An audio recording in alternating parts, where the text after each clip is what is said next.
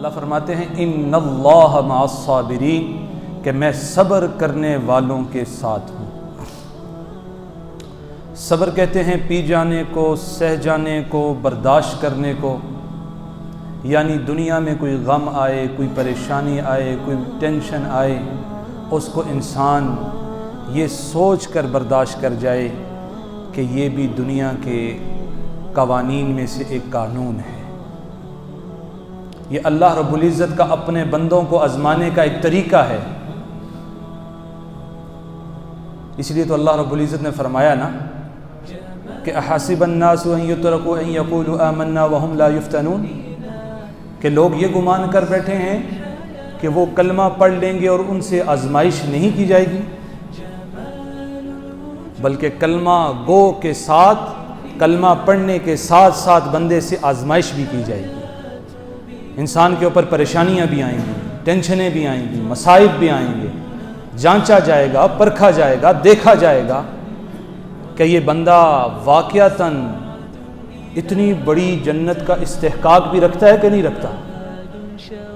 اور میں یہ بھی بتاتا چلوں کہ یہ آزمائشیں صرف ہم پر نہیں ہیں، بلکہ اللہ نے یہ آزمائشیں اپنے مقربین، اپنے انبیاء، اپنے نبیوں، اپنے رسل جناب رسول اللہ صلی اللہ علیہ وسلم کے صحابہ سے بھی لی ہیں۔ اور میں یہ بھی بتاتا چلوں کہ جس درجے کی آزمائش اللہ نے اپنے اولیاء اللہ سے یا انبیاء سے یا صحابہ سے لی ہے، اس درجے کی آزمائش کو تو ہم اپنے وہم و گمان میں تصور بھی نہیں کر سکتے۔ حضرت ابراہیم علیہ السلام خلیل اللہ ہیں، آزمائش کیا آتی ہے؟ سب سے پہلے آزمائش یہ ہے کہ اللہ فرماتے ہیں کہ میرے دین کا کام کرو، تبلیغ کرو۔ اب لوگوں کو دین کا پیغام دیتے ہیں، لوگوں کو یہ بات پسند نہیں آتی، نار نمرود جلائی جاتی ہے، اور روایات میں آتا ہے کہ 6 ماہ تک اس آگ کو جلایا جاتا ہے تاکہ حضرت ابراہیم علیہ السلام جو ہیں وہ پھر جائیں، وہ جو اللہ ایک کا نعرہ لگا رہے ہیں وہ نعرہ چھوڑ دیں۔ لیکن 6 ماہ گزرتے ہیں، جب آگ میں ڈالنے کا وقت آتا ہے ایک فرشتہ آ جاتا ہے، اے اللہ کے نبی حکم دیجئے، ابھی میں پر مارتا ہوں اور آپ کو بحر محیط میں پہنچا دیتا ہوں۔ حضرت ابراہیم علیہ السلام پوچھتے ہیں خود آئے ہو یا اللہ کے حکم سے آئے ہو؟ کہا اللہ سے اجازت لے کے آیا ہوں۔ تو ابراہیم علیہ السلام کہنے لگے کہ جس رب کے لیے، جس خدا کے لیے، جس اللہ کے لیے میں یہ تکالیف برداشت کر رہا ہوں، وہ مجھے ان حالات سے نکالنا بھی جانتا ہے۔ پہلی آزمائش آتی ہے، آگ میں ڈالا جاتا ہے، اللہ اس آگ کو گلے گلزار بنا دیتا ہے۔ دوسری آزمائش، اسی اثنا میں حضرت ابراہیم اللہ سے بیٹا مانگتے ہیں، بڑھاپے کی عمر ہے، اللہ سے بیٹا مانگ رہے ہیں۔ اللہ نے بڑھاپے کی عمر میں جا کے ایک بیٹا دیا۔ اب آزمائش یہ ہے کہ جاؤ اپنی بیوی کو، اپنے بچے کو ایک وادی غیر ذی زرع میں چھوڑ کے آ جاؤ۔ پہلے آزمائش اپنی جان کی تھی، اب آزمائش اولاد کی ہے، اس سے سخت آزمائش ہے۔ حضرت ابراہیم علیہ السلام اپنے بیٹے اسماعیل کو لیتے ہیں اور مکے کی وادی میں جاتے ہیں۔ ابھی تک وہاں پہ کوئی کعبۃ اللہ کے نشان نہیں ہے، لوگوں کی آبادی نہیں ہے، بالکل سنسان علاقہ ہے، وادی غیر ذی زرع ہے، نہ کھیتی ہے، نہ پانی ہے، نہ لوگ ہیں، نہ بازار ہیں، کچھ بھی نہیں ہے۔ حضرت ابراہیم اپنی بیوی کو، اپنے بچے کو چھوڑ کے آ جاتے ہیں۔ اب حضرت سمیہ بھی تو آخر انسان ہے۔ جب حضرت ابراہیم چلنے لگ پڑے واپسی کی طرف، تو سمیہ نے کہا کہ ابراہیم ہمیں کہاں چھوڑ کے جا رہے ہو؟ تو حضرت ابراہیم خاموش، کوئی جواب نہیں دے رہے۔ پھر پوچھا ابراہیم ادھر نہ کھانے کے لیے ہے، نہ پینے کے لیے ہے، نہ ہماری کوئی دیکھ بھال کرنے کے لیے ہے، تم ہمیں کہاں چھوڑ کے جا رہے ہو؟ حضرت ابراہیم خاموش ہیں۔ اب بی بی ہاجرہ سمجھ جاتی ہیں کہ لگتا ہے کہ اللہ کا حکم آ چکا ہے، اور کوئی سوال نہیں کرتی، کہتی ہیں اللہ امرک بہذا، ابراہیم اللہ نے یہ کرنے کا حکم دیا ہے؟ قال نعم، ہاں اللہ کا حکم آیا ہے۔ کہا ٹھیک ہے، اذن لا یضیعنا، پھر وہ ہمیں ضائع نہیں کرے گا۔ پھر لمبا قصہ ہے، وہاں پر آبادی ہوتی ہے، ایک قبیلہ جرہم ہے وہاں پہ آباد ہوتا ہے، مکے میں جو ہے وہ بازار بن جاتا ہے۔ پھر اس سے سخت آزمائش، اب فرمایا جا رہا ہے ابراہیم فلانی جگہ پہ لے جاؤ اور اپنے بچے کو ذبح کر دو۔ ایک تکلیف تو ہے نا بچے کو دور بھیجنے کی، وہ تو پھر قابل قبول ہے کہ کہیں زندہ تو ہے نا، لیکن اب حکم آ رہا ہے ابراہیم فلانے پہاڑ پر لے جاؤ اور اس کو ذبح کر دو۔ اور جب حضرت ابراہیم علیہ الصلوۃ والسلام حضرت اسماعیل علیہ الصلوۃ والسلام کی گردن پہ چھری چلاتے ہیں تو اللہ کی طرف سے حکم آتا ہے وَاتَّخَذَ اللَّهُ إِبْرَاهِيمَ خَلِيلًا کہ ابراہیم تیری اتنی مشقتوں، تجھ پر اتنی مشقتوں کے ڈالنے کے باوجود تو نے استقامت کا پہاڑ بن کے دکھایا، میں تجھے انعام دیتا ہوں، میں تجھے اپنا دوست بنا لیتا ہوں۔ فرمایا وَاتَّخَذَ اللَّهُ إِبْرَاهِيمَ خَلِيلًا۔ تو حضرت ابراہیم پر بھی مصیبتیں آئیں، بہت سخت مصیبتیں آئیں۔ اسی طرح حضرت یوسف علیہ السلام، بھائیوں کو حضرت یوسف علیہ السلام سے تھوڑا سا حسد ہوتا ہے کہ میرے والد یوسف سے محبت زیادہ کرتے ہیں اور ہم باقی بھائیوں سے محبت کم کرتے ہیں۔ اور جو باقی بھائی تھے انہوں نے حضرت یوسف کو اٹھایا اور ایک کنویں میں ڈال دیا کہ یہاں پہ مرتا ہے جیتا ہے اس کے ذمہ چھوڑ دیا۔ حضرت یوسف علیہ السلام اس کنویں میں پڑے ہیں، اللہ کی مدد آتی ہے، اللہ نے تو ایک فیصلہ کر رکھا ہے نا، نبوت دینی ہے، آخر ایک لشکر آتا ہے، ایک قبیلہ آتا ہے، کنویں سے پانی نکالنے کی غرض سے ڈول پھینکتا ہے، آگے سے وہ اس ڈول میں حضرت یوسف چھوٹے بچے تھے، ڈول میں اوپر ان کو کھینچ دیا جاتا ہے۔ وہ جو لوگ تھے انہوں نے حضرت یوسف کو باندھا اور مصر کے بازار میں لے کر گئے اور وہاں پر جا کر فروخت کیا، اور اس کے بعد ایک بادشاہ کے غلام بن گئے۔ بڑے ہوتے ہیں، ایک آزمائش یہ ہے غلامی کی آزمائش، اس کے بعد بڑے ہوتے ہیں دوسری آزمائش آتی ہے، ایک تہمت لگا کر جیل میں زندان میں بھیج دیا جاتا ہے۔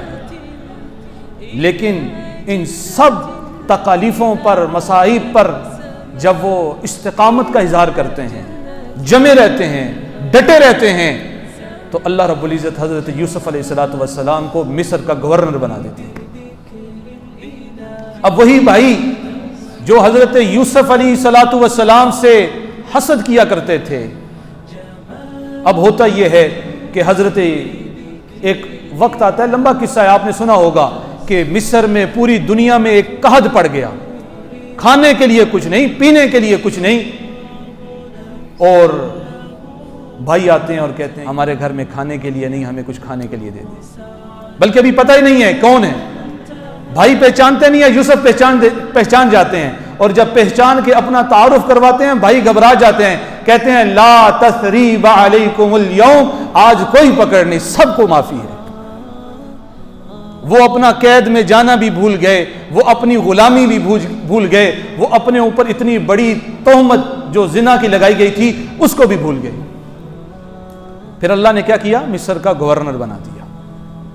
اسی طرح جناب رسول اللہ صلی اللہ علیہ وسلم کتنی تکالیف آئی، کتنے مصائب آئے، کتنی پریشانیاں آئیں، آپ تصور نہیں کر سکتے۔ اور ایک مرتبہ ایک صحابی رسول آئے اور کہنے لگے یا رسول اللہ بھوک کی اتنی نکاہت ہے کہ پیٹ پر پتھر باندھ رکھا ہے۔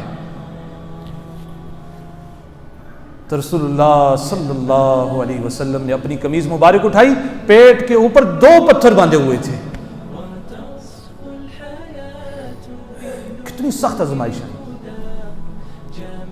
اسی طرح نیچے آئے صحابہ کو، حضرت بلال کہتے ہیں مجھے تپتی ریت پر لٹایا جاتا تھا، کوڑے مارے جاتے تھے، پیٹا جاتا تھا، لیکن بلال تھا کہ اس کے منہ سے ایک ہی آواز نکلتی تھی اور وہ تھی احد احد احد، کہ اللہ ایک ہیں، اللہ ایک ہیں، اللہ ایک ہیں۔ آگے چلتے ہیں۔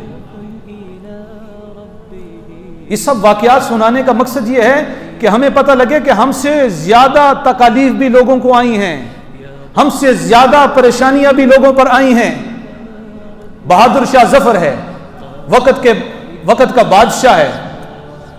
اب جب فرنگی جو ہیں حملہ کرتے ہیں تو اس کے 11 بچے ہیں، 11 کو زندان میں ڈالتے ہیں، بند کرتے ہیں، بہادر شاہ ظفر کو بند کرتے ہیں۔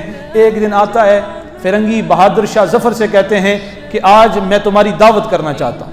فرنگیوں کا جو سرپرست تھا وہ بہادر شاہ ظفر سے کہتا ہے کہ میں تمہاری دعوت کرنا چاہتا ہوں۔ بہادر شاہ ظفر جو ہے وہ دعوت والے دن ان کو لایا جاتا ہے ہتھکڑیوں میں باندھا ہوا، تو کہتے ہیں جو کھانا ہے کھا لو۔ سامنے 11 دیچکیاں پڑی تھیں، ایک تھالی اٹھاتے ہیں اس میں ایک بچے کا سر ہے، دوسری تھالی اٹھاتے ہیں دوسرے بچے کا سر، اسی طرح 11 تھالیاں اٹھاتے ہیں، 11 بچوں کے سر وہاں پڑے ہوتے ہیں۔ کتنی سخت تکلیف آئی، کتنی سخت آزمائش آئی۔ لیکن آج ہم سمجھتے ہیں کہ سارے دنیا کے غم، ساری دنیا کی پریشانیاں، ساری دنیا کی ٹینشنیں تو ہم پر ہی ہیں۔ جب ہم اپنے سے زیادہ تکلیف والے کو دیکھیں گے تو ہمیں احساس ہوگا یا اللہ تو نے ہمیں کتنے سکھ میں رکھا ہے، کتنی نعمت میں رکھا ہے۔ اگر سائیکل والا گاڑی والے کو دیکھے گا تو اس کے دل میں شکر نہیں آئے گا۔ سائیکل والا اگر اس بندے کو دیکھے گا جو چل بھی نہیں سکتا تو اس کے دل میں شکر پیدا ہوگا کہ یا اللہ تو نے مجھے چلنے کی صلاحیت تو دی ہے۔ تو اپنے سے اوپر دیکھو، لیکن ان کو جن کے اوپر آپ سے زیادہ آزمائشیں آئی ہیں، تو پہلا کام یہ ہے کہ ہم نے ان آزمائشوں پر صبر کرنا ہے۔ اور صبر کریں گے تو ملے گا کیا؟ جناب رسول اللہ صلی اللہ علیہ وسلم کی حدیث ہے کہ میں بندوں پر آزمائشیں کیوں لاتا ہوں؟ اس وجہ سے کہ حدیث میں آتا ہے کہ ہر بندے کے لیے اللہ فرماتے ہیں کہ میں نے ایک درجہ طے کر رکھا ہے، ایک درجہ متعین کر رکھا ہے، لیکن وہ شخص، وہ بندہ اپنے اعمال کی وجہ سے اس درجے پہ نہیں پہنچ سکتا۔ تو اللہ رب العزت کرتے یہ ہیں کہ اس بندے پر کچھ آزمائشیں لے آتے ہیں، کچھ پریشانیاں لے آتے ہیں، کچھ ٹینشنیں لے آتے ہیں، اور ان پریشانیوں کے بعد اللہ اس بندے کو اس درجے پر پہنچا دیتے ہیں کہ جس درجے کا وعدہ اللہ نے بندے کے ساتھ کیا ہوتا ہے۔ آپ نے دیکھا ہوگا کہ اکثر جب انسان پریشان ہوتا ہے تو اللہ کے قریب ہو جاتا ہے، تو اللہ انسان کے اوپر پریشانی اس لیے لاتے ہیں کیونکہ اللہ نے انسان کے لیے جنت میں ایک درجہ طے کر رکھا ہوتا ہے۔ تو پہلا کام تو یہ ہے کہ مصیبت پر، پریشانی پر، ٹینشن پر صبر کرنا ہے۔ اور دوسرا کام،